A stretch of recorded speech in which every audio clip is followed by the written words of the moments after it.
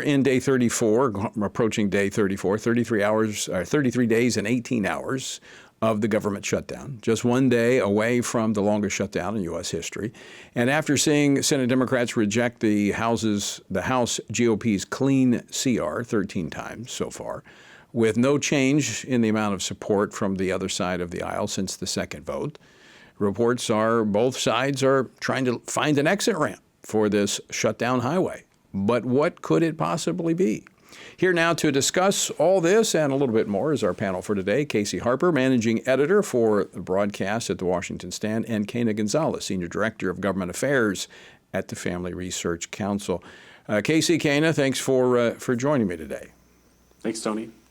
All right, Casey, tomorrow we'll see another vote in the U.S. Senate. Are we expecting the outcome to be the same, or is it possible it might be different? You know, I think we could see a change in things, but I don't think that tomorrow is going to be the day. There's things brewing underneath the surface. There's increasing pressure on Democrats and Republicans, really. But you pointed out Election Day, and I think, you know, before we have the results of Election Day, I don't think it's too likely. People want to see how they're going to frame this, how they're going to message it based on the results we get tomorrow. All right, Quena, NBC released a new poll yesterday that says voters believe that Republicans shoulder more shutdown blame. In fact, it found 52% of voters blame Trump and Republicans in Congress for the ongoing shutdown, while 42% blame Democrats in Congress. What are the voters getting wrong about this shutdown, Quena?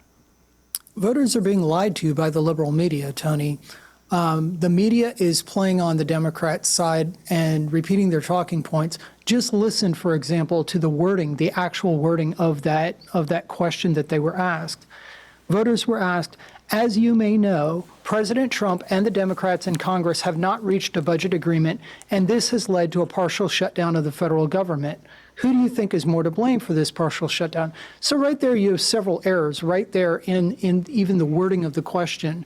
The disagreement is not between President Trump and congressional Democrats. It is between congressional Republicans and Republican Democrats. And the question nowhere educates the voter who's answering this question that the real problem here is that Democrats refuse to vote, as you said, more than a dozen times now, for Biden-era funding levels to continue while Congress continues to work on a budget. All right, let's talk about it for a moment. I was talking with Josh Hawley about this earlier, gentlemen. And that is, we're continuing to hear stories that the Republicans are open to conversations, at least the White House open to conversations about changes in health care. Now, anybody who pays insurance, health insurance, or any insurance for that matter, knows that it is costly. But the issue with these premium subsidies, many have pointed out that this shows that the ACA, the Obamacare, the Affordable Health Care Act, didn't work. And Republicans have never voted for this. So why would they vote for it now? Quena, I'll start with you. Yeah, I can't speak for Republicans who want to vote to extend COVID-era extra subsidies for Obamacare that they never voted for before. But I will say that, again, the liberal media is piling on and creating this false narrative that grandma is going to be thrown off of her insurance plan, and that's just not the case. The cost of these subsidies is astronomical. And again, these were put in place during COVID without a single Republican vote. So why they would vote to extend them now is beyond me. On top of that, Tony, we now know that these subsidies are being misused by states, some states, blue states, let's say, that are using them to fund abortions and gender transition procedures. And that subsidy is not just being paid by blue states, it's being paid by taxpayers in pro-life states, pro-family states that have laws on the books that would prevent that from happening in their state. So why this would be extended is beyond anyone's really education or expectation. Well, Casey, if my memory serves me right, I don't think Republicans have ever voted for the ACA, the Affordable Care Act, Obamacare, going back to when it was first passed. It passed with no Republican votes. The only votes we've had since then were to reform it, replace it, or repeal it. So again, I'm not sure where the room is for the Republicans to change their mind on a program that has to be propped up with additional spending. Yeah, I mean, Republicans have run for years on repealing Obamacare, especially immediately after the pass. So the idea that when Republicans have a majority in the Senate and the House, it would suddenly be prevailed upon them to enact these Obamacare subsidies. I think it shows bad faith by the Democrats. They knew the Republicans could never vote for this, that they would never vote for this, that they haven't voted for it. And so they put something forward that would shut down the government. The equivalent would be something like a minority of Republicans saying, we're not going to vote to keep a clean CR in place unless you pass some crazy, some ban that Democrats have never voted for before. Of course, the media would blast Republicans, blame them. But to Quena's point, the media has really been covering for the Democrats on this. But they were having to work overtime because it's a hard story to sell. They do have a monopoly. But it's a fiction to say that House Republicans are somehow being obstinate here. I mean, in fact, some on the right were kind of frustrated with Republicans for being so nice to the Democrats and giving them another CR to work this out instead of forcing something more aggressive on them. So the whole narrative has been twisted here. I think people, the longer this goes on and the more people are educated about the issue, the more they do kind of see the light on it, though. All right, so gentlemen, let me do what I do best. Let me throw something in here controversial. We look at these issues from a biblical perspective. Okay, and we look at this in the context of what's not just happening in the political realm, because it's often a reflection of what's happening spiritually in our nation. I posed this question earlier to Senator Hawley.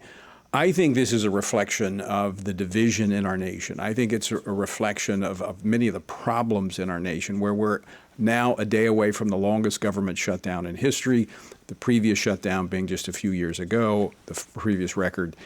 It reminds me of Proverbs 28:2, where it talks about, because of the transgressions of a land, many are its princes, but by a man of understanding and knowledge, right will be prolonged. It talks about the instability of government. And I think that's the point that we've reached. We're a very divided nation. I think, we often, the consequences are often separated from the actual activities that brought those consequences. But I would say we're a nation in trouble. Yeah, we are. I guess I'll jump in. Sorry, Quena, you can jump in after me, but I do agree with that point. I was just meditating on that verse the other day, actually, Tony. But I think sort of what you're saying here is that it's the division in the government is downstream of the division in society. I mean, a nation where half the marriages end in divorce, division there, where churches, get divided, where we're seeing all kinds of division in school boards over the most basic things, and we can't even agree on, boys should go in boys' bathrooms and girls should go in girls' bathrooms. So the idea that we're going to agree on keeping the government open all the time, it's a spiritual reflection, and it has real consequences that could be a form, you call it judgment or not, but when the U.S. credit rating was downgraded recently, which is a very big deal, the Moody, credit rating was downgraded for the U.S. One of the things they cited as a reason was government instability and the constant shutdowns and inability to pay our bills. So there are bigger consequences long term for this as well. Yeah, it's a great point, because I think, it is not necessarily the transgressions in government, although they're there, I think. It is a reflection of the broader society. This is a consequence of a nation that in many ways has rejected the truth of God. Quena. Yeah, Tony, I think you're absolutely right, both of you, that often the judgment that comes on a nation involves the natural consequences of the sin of that nation, and that's definitely reflected in the dysfunction and the increasing dysfunction that we're seeing in Washington, D.C., is reflective of our turning away from God. And so then we look for Band-Aids. We look for ways to fix these the symptoms. We address the symptoms and not the underlying issues. For instance, one is we've seen it before, but we're seeing it again. The president calling for elimination of the legislative filibuster. Now, this is not, I've been hearing this for years. Going all the way back when I was here, I've been here 20 years. It was 20 years ago we heard this. Now, there has been the elimination of the filibuster for judicial nominees, first Supreme Court, then district level, and now we have it for presidential appointees. But now the president is calling for the total elimination of the legislative filibuster, meaning that in the Senate, any measure could pass with 51 votes. He wants to do this because he says this would open the government back up. Quena, this is not a new issue. And we've got to look at what the consequences of this would be. And there would be some direct and very dangerous consequences. That's right, Tony. We don't have to look very far or very far back to see what this is. If Democrats, when Democrats control the Senate again, they would be able, with 50 votes and a tie-breaking vote from a vice president, as Kamala Harris cast recently in the last administration, they would be able to pass things like abortion on demand.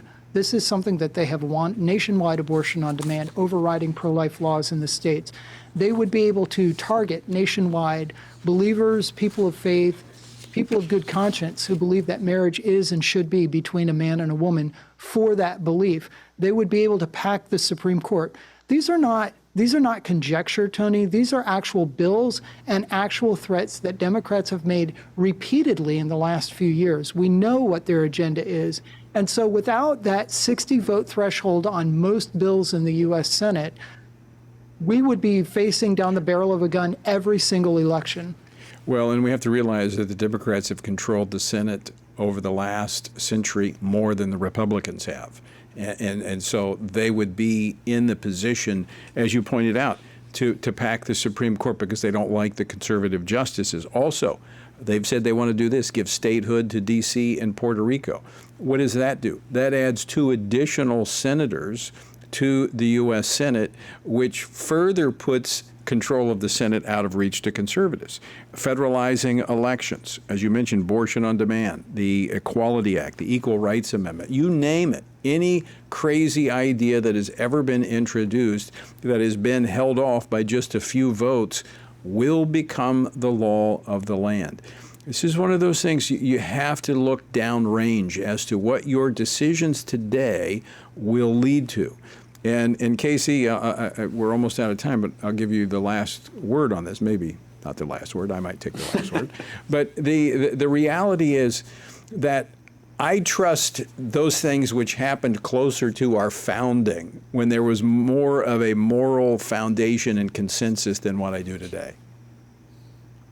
Yeah, I mean, the founders warned against this. If men were angels, no government would be necessary. And so there's a temptation to think that our side is the angels and the other side, or whoever that may be, are the bad guys.